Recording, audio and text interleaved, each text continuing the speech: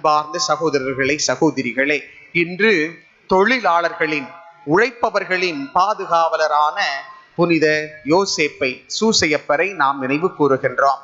புனித சூசையப்பர் உழைப்பின் பாதுகாவலர். அவர் தொழிலாளியாக இருந்தார் என்று விவிலியம் சான்று பகர்கின்றது. அவர் தச்சு தொழிலை செய்தார் என்று பாரம்பரியமும் விவிலியமும் நமக்கு எடுத்து சொல்லுகின்றது. புனித சூசையப்பர் உழைத்து உண்டார். தன்னுடைய குடும்பத்தை உழைப்பால் பேணி காத்தார்.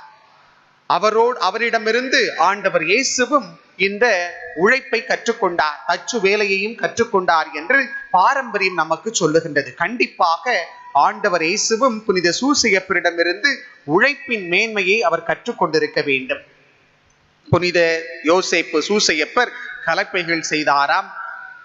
அதாவது நுகத்தடிகள் எல்லாம் செய்ததாக பாரம்பரியம் சொல்லுகின்றது.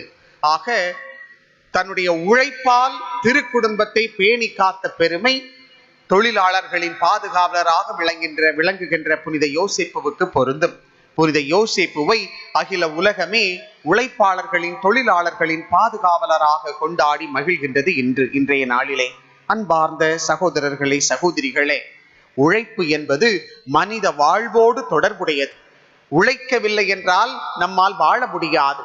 உழைத்தால் தான் கண்டிப்பாக உண்ண முடியும். அதைத்தான் பவுலடியாரும் தன்னுடைய திருமுகத்திலே சொல்லுவார், உழைக்காதவன் உண்ணலாகாது.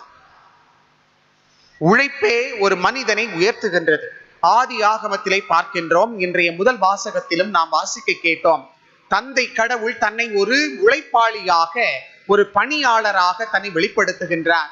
அவர் 6 நாட்கள் கடினப்பட்டு உழைத்தார். இந்த உலகத்தை உருவாக்கினார்.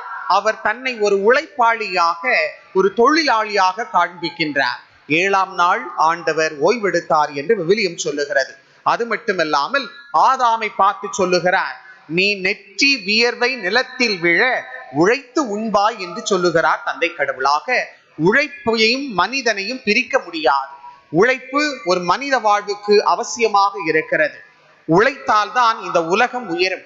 உழைத்தால் தான் குடும்பம் தலை நிமிரும். உழைப்பால் தான் ஒரு மனித அந்த சமூகமே உயர்வான நிலைக்கு வரும். ஆகவே உழைப்பை இன்றைய திருச்சபை நமக்கு முன்வைக்கின்றது.